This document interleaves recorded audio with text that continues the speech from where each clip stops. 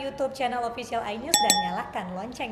Anda kembali di iNews Malam pemirsa. Sebuah gudang berisi ikan giling berformalin sebanyak 8,3 ton di Palembang, Sumatera Selatan digerebek polisi.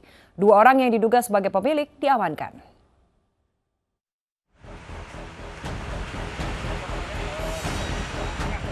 Satuan Unit Pidana Khusus Polrestabes Palembang dan Balai Besar Pengawas Obat dan Makanan Kota Palembang menggerebek sebuah gudang penyimpanan di kawasan Pasar Induk Jakabaring, Palembang.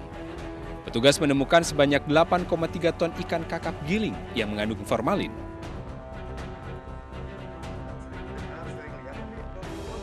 Selain mengamankan barang bukti, petugas juga menangkap 2 orang yang diduga pemilik. Dari hasil pemeriksaan, diketahui bahwa produksi ikan giling berformalin ini telah berjalan selama 1 tahun. Yaitu merek Isti yang diduga melebihi bahan pengawet dalam bentuk formalin. Hasil yang berhasil kita sita adalah 8,3 ton ikan giling merek Isti yang ada di Pasar Induk Jakabaring, Kota Palembang. Menurut petugas, kandungan formalin dalam ikan kakap giling ini melebihi kadar penggunaan yang telah ditentukan sehingga dapat membahayakan kesehatan. Dari makanan-makanan ini yang bakal merugikan masyarakat, mengganggu beresiko pada kesehatan ya. Bahwa formalin itu berbahaya pada jangka panjang. Memang tidak langsung dirasakan, tidak langsung begitu makan ini langsung sakit perut atau apa. Ini jangka panjang. Polisi telah memasang garis polisi di gudang tersebut. Rencananya, barang bukti ikan berformalin tersebut akan segera dimusnahkan. Dari Palembang, Sumatera Selatan, Muhammad David, iNews melaporkan. Pemirsa, 5 remaja disekap di sebuah rumah warga di daerah Jondul Rawang Air Mata, Kota Padang, usai terlibat kecelakaan dengan seorang pelaku balapan liar di kawasan Hatip Sulaiman, Kota Padang. Pelaku yang mengaku sebagai kerabat korban kecelakaan meminta sejumlah uang tebusan.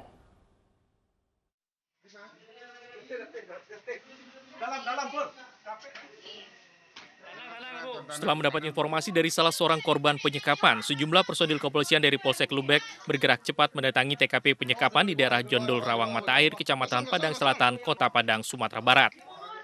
Saat digerebek, didapati 4 orang remaja yang menjadi korban penyekapan di dalam rumah dan seorang pelaku penyekapan yang merupakan residivis kasus curanmor dan jambret bernama Turang. Setelah mendapat pengakuan dari korban, tersangka pun berusaha mengelak dan tidak kooperatif.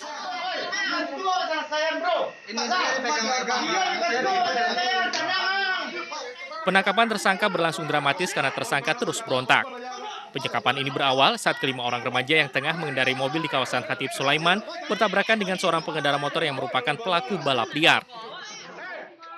Kelima orang remaja itu selanjutnya dibawa ke rumah keluarga korban dan diintimidasi oleh tersangka Turang. Mereka diancam dengan senjata tajam dan diminta ganti rugi sebesar 15 juta rupiah hingga salah seorang korban berpura-pura hendak mengambil uang di ATM dan melapor ke kantor polisi. Bersama barang bukti, tersangka pelaku penyekapan diamankan di Mapolsek Lubek. Untuk korban sendiri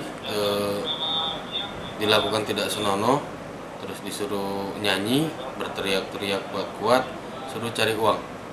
Karena kalau ingin selamat, teman-temannya yang 4 orang ini di dalam penyekapan agar segera mencari uang untuk melakukan barter dengan rekannya.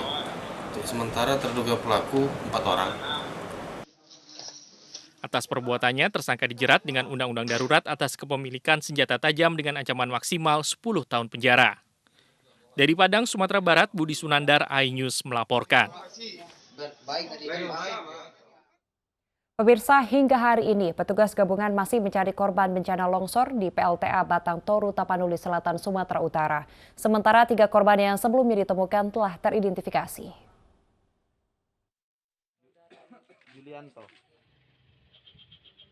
Sejumlah keluarga korban bencana longsor di PLTA Batang Toru, Tapanuli Selatan, Sumatera Utara, Sabtu sore mendatangi Rumah Sakit Umum Daerah Sipiro. Mereka datang guna memastikan identitas 3 jenazah korban yang ditemukan pada Jumat kemarin. Berdasarkan hasil identifikasi, korban merupakan seorang ibu dan 2 anaknya. Mereka tertimbun longsor yang terjadi pada Kamis malam bersama belasan korban lainnya. Para korban kemudian dimakamkan di TPU Desa Pangurabaan, Kecamatan Sipirok. Sementara di lokasi longsor, petugas gabungan terus mencari belasan korban lainnya yang belum ditemukan. 16 alat berat dan anjing pelacak dikerahkan. Proses pencarian hari ini terus kita laksanakan. Kita berkoordinasi dengan seluruh stakeholder yang terkait dengan penanggulangan kebencanaan. BPBD Provinsi juga sudah hadir. Kemudian dari Polda juga sudah hadir, tim dari Polda. Kemudian dari Basarnas juga sudah hadir. Serta ya seluruh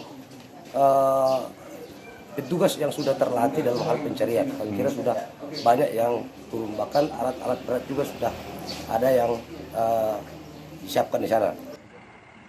Sebelumnya bencana longsor terjadi di lokasi pembangunan PLTA Batang Toru Kamis malam. Belasan korban hilang termasuk 2 karyawan proyek. Dari Tapanuli Selatan, Sumatera Utara, Indra Mulia Siagian, iNews melaporkan.